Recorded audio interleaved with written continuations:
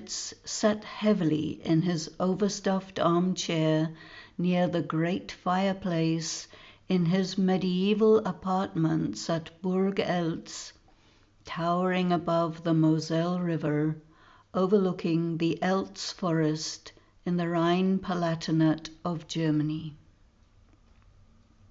Frida, his portly wife, almost dropped the tray of tea and cakes she was bringing to him.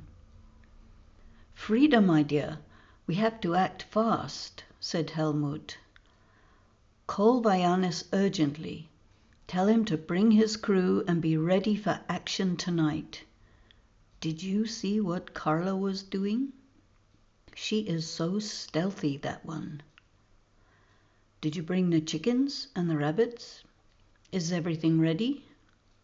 We have to catch the moment of the new moon accurately. Otherwise, our Ariosophic ceremony will be useless." He looked outside, watching the gathering dusk, and could just see the pale outline of a thin crescent moon between clouds. "Don't forget the personal items, dear." It was dark now, and a strange wind was roaring, not too loud, but seemed ominous. Vianis, his crew of 4, Helmut, and his wife Frida walked in single file to the other end of Burg Eltz, towards a small but very sturdy wooden door with huge iron hinges and square nails throughout. It was set in the Gothic walls and looked like the entrance to a crypt. The chickens and rabbits, wrapped in a bundle in the hands of one of Vianney's boys, whimpered and squirmed. Inside was dark, dank with dampness, and dimly lit with wartime lighting. They moved towards the large stone table and began to assemble all the items for the séance. The animals were placed inside a cage on the table among ritual utensils: a large metal cup, some knives, iron rods, and circular iron plates.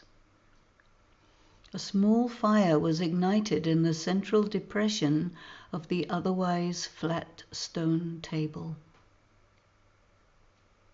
They stood around the table while the boy gathered tall stools for all to be seated. Their hands spread in a circle round the table, flat, with fingers outspread, pinkies and thumbs touching each other.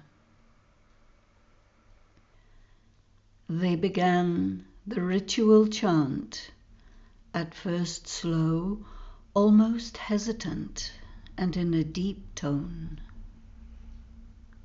After some time, a glow hovered over the fire and began to rotate, spiraling until it spanned the circumference of the circle of outstretched hands and fingers. It entered through the hand of Frida. She made a squeaking sound and jumped slightly. A snake of greyish light passed through the circle of hands, moving at first slowly, then picking up speed, circling ever faster as a vortex. Then, spinning itself into a single shaft of light, it shot through the small aperture in the ceiling from where the thin line of the crescent moon was barely visible.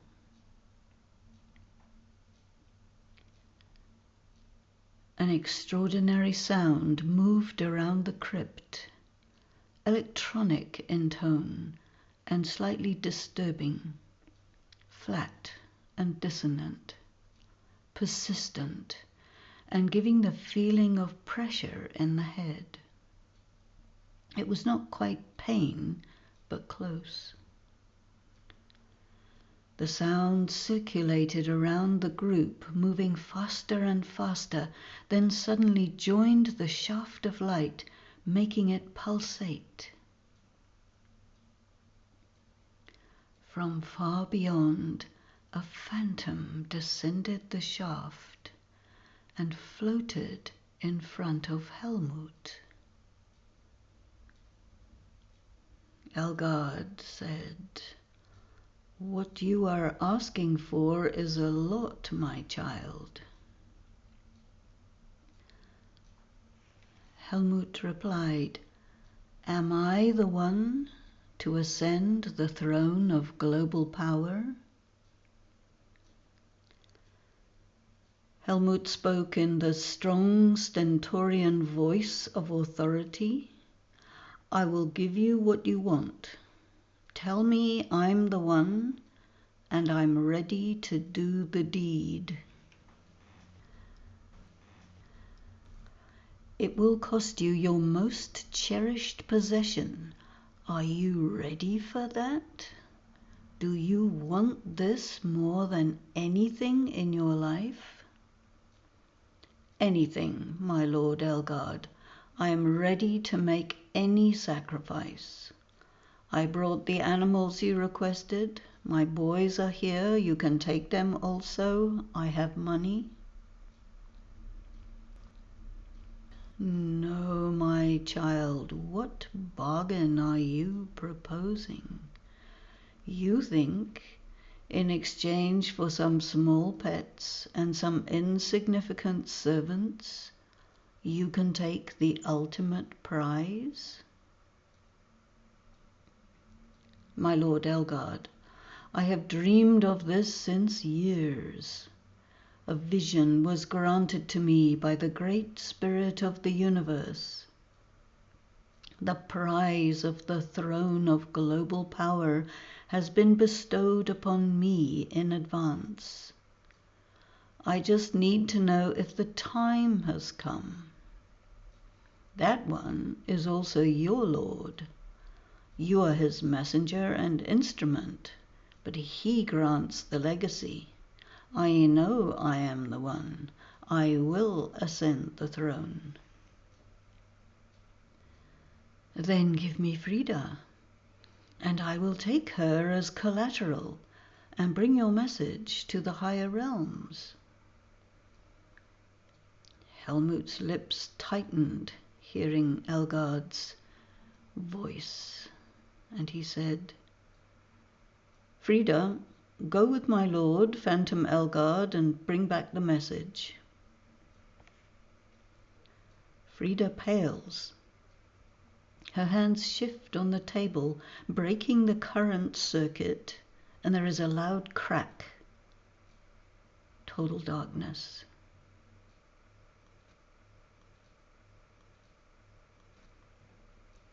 When light was restored, there was no Phantom Elgard and no Frida.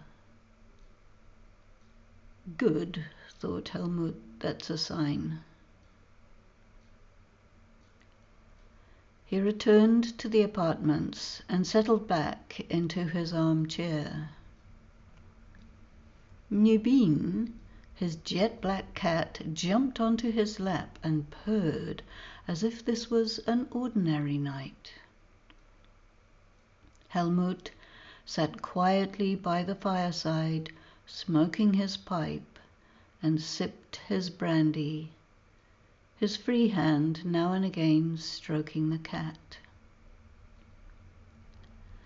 The cat stretched out his claws, and Helmut was horrified, noticing the claws were tinged with the pink of Frida's nail polish.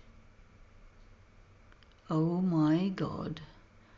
Did Elgard capture her into Nubin? The cat suddenly leapt away from his lap and disappeared. Frida came sauntering into the living room with a worried look on her face, yet a strange smile on her lips. "Oh, Frida, you're back," Helmut said with some concern in his voice. Well, you made a contract and it can't be broken now, she responded. You belong to me and I belong to Elgard, so he will always retain possession of the prize. That is, if you are the one. You see, you can never truly be the one because you are not your own person. Helmut shuddered. And there's the cat. Was the cat now being used by Elgard as his instrument, thought Helmut, and his eyes fixed on Nubine's pink-tinged claws. I never concluded the agreement. He just took off with you. There was no contract, said Helmut. But Helmut, the circuit was momentarily broken, and he took advantage. He got the contract he wanted, and you have no choice but to accept. Helmut paled as he realized that Elgard now had power over him. He searched desperately for a way out. Why don't we offer Carla? She's so much tastier. I'm sure the Phantom would like her. Frida responded, the Phantom can have her any time he wants. See how wan and wasted she looks, wandering about like an idiot. Frida shot back, stupid Cinderella. Nubine jumped down and rubbed itself against Frida's legs. There was now a special relationship. Frida's soul had been captured inside the cat. At least did you bring the message? The answer to my question. Am I the one, Frida? What did Elgard say?